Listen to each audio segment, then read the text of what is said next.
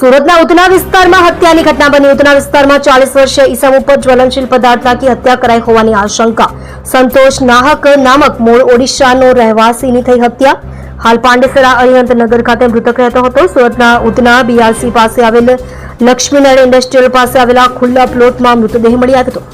Surat Udhna police દ્વારા મૃતકનો મૃતદેહ કબજે કરી PMથી હોસ્પિટલમાં મોકલી આગળની વધુ તપાસ હાથ ધરી.